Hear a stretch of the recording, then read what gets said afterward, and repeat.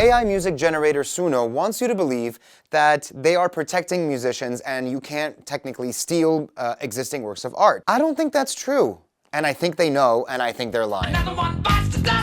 I'm gonna show you how to rip off Queen using Suno. Hi, I'm Danny Bumwin. I'm a music producer, and I have been obsessed with following AI and what it's been up to in music and other arts for the past 6 years. In this episode, I'm gonna take you through where AI is today and if it's a threat to musicians around the world, and I'm gonna try and predict where things are heading in the next few years. Some of you watching are probably thinking that you will always prefer the real thing to AI, and it's not even that good. But I think that's because you don't really know just how good it is. So I'm going to show you how to rip off Queen using Suno. Say you want to use AI to rip off Queen. Go to suno.com, which is the best software to write music using AI, and upload, let's say, Another One Bites the Dust. And of course, it says that this is already an existing work of art. This is Suno's way of telling artists that they are protecting your music and that they're not going to let people rip off Queen. But if I just go to my software and play the music,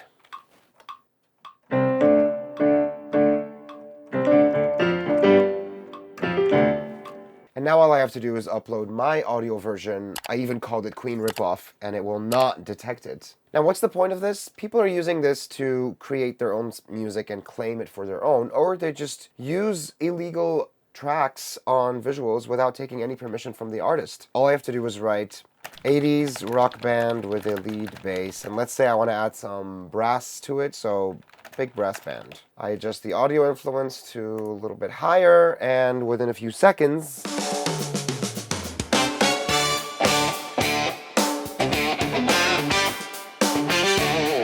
just like that, we just ripped off Queen. No one is the wiser, and you have absolutely every right to use this music on visuals. I mean, I don't know who would. It's clearly a ripoff. You can definitely see the general direction that these companies are heading in these days. Suno Music recently signed with Warner to allow artists to actually take their initial audio and upload it just the way that I did. So you wouldn't even need to replay it on your own software. You don't even have to be a musician. You can just find a song you like online, upload it, and I mean, not at the moment, but this is the direction that they're heading in. These are the deals that the big record labels are making with AI softwares like Suno. Okay, so that works great if you're just ripping off existing music. But music has many different functions. Most of the generic lo-fi stuff is made by AI, and it's fine, it does the job. It gets tricky when you're watching a movie and the soundtrack is made by AI. But maybe that's just a generational thing, because we don't really know how societies in 30 years are going to react to AI-made art. But the pushback is real and it is severe. Just look at what this comment section is saying in response to the CEO of Suno in an interview. It's not really enjoyable to make music now. People enjoy Why did you say Suno. that? It takes a lot of time. It takes a lot of practice. You need to get really good at an instrument or really good at a piece of production software. I think the majority of people don't enjoy the majority of the time they spend making music. Now, can you still make a career as a musician? I'm not sure if that's still valid as a studio sessionist, but live performance will probably be around for decades to come. In 1997, it was the last time when a human beat a machine in chess. But nobody really watches robots playing chess today. They still watch humans. I think the same thing applies to music and art. People are still gonna wanna go to concerts. You wanna watch an artist on stage pouring their heart out and performing. But also, I have been going through the AI doomsday cycle for the past 6 years, where of course at the beginning I thought, oh my god, AI is going to take over, there's no future for humanity, we're all just going to be consumers. And honestly, that hasn't really changed, but I've reached some sort of acceptance, and at the moment, I feel thankful. I'm going to tell you why. Through most of human civilization, artists were not that common. There was maybe 5 composers in a village or a city, and everyone else was like farmers or soldiers or blacksmiths, whatever. But in the 20th century, technology came along and gave us the tools to create art at home. Softwares, internet, accessibility, remote work. Now I can produce music from my home studio, be able to collaborate with other artists on the internet, etc. So now artists are a lot more common. There are millions of people that study graphic design in a university, and this is a new thing. And I think it's technology itself that is going to take it away from us. And that's just something that I've accepted, and I feel much better about it. I just feel thankful that I lived in this small 50, 60-year window where artists are common. Maybe in 100 years, all art is going to be made by AI, and there's just going to be a select few artists that are just dabbling and experimenting, and it's going to be like a novel thing. But why is this the direction that people are going? I mean, who cares about a robot's music career? So in my career as a film scorer, I also get briefs sometimes from producers or directors like, oh, listen to this song, I want something close to this. And I'm starting to now get briefs that are AI generated. They're like, we did this on AI, can you do something similar? Sure, if it's being used for those purposes, that's great. The problem becomes when people just type something in AI and let it create a track as is, and they don't even edit it, they don't touch it, they just put it online and just write 1930s vintage jazz music on YouTube.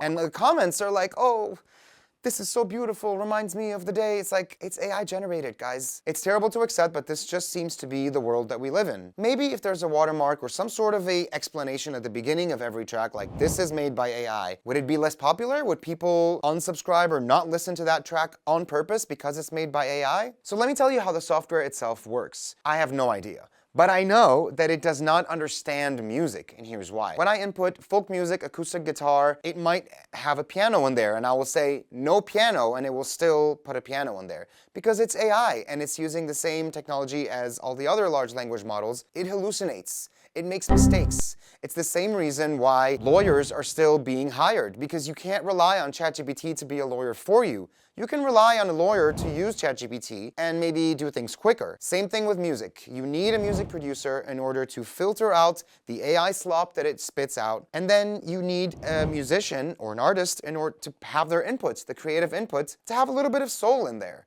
Now, don't get me wrong, can't believe I'm saying this, today's AI music softwares have a lot of soul now and then. It can create something with feeling. They're even replicating human breath in between notes and chord changes so you can feel that this is like a guitarist that just went.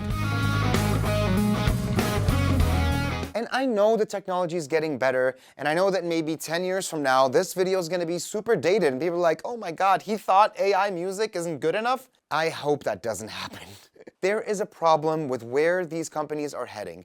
The direction they're taking is, let's make everybody content creators. Just look at what the CEO of Google has to say about content creators using AI. Well, I think the big thing is that it makes it accessible. It unlocks the cognitive capabilities of the entire 8 billion. No, I agree. Look, think about 40 years ago, maybe in the US, there were 5 people who could do what you were doing. Mhm.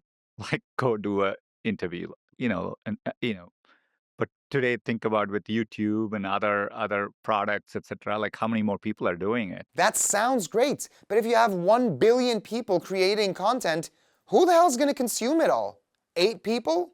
Like 8 for every... Yeah, do the math.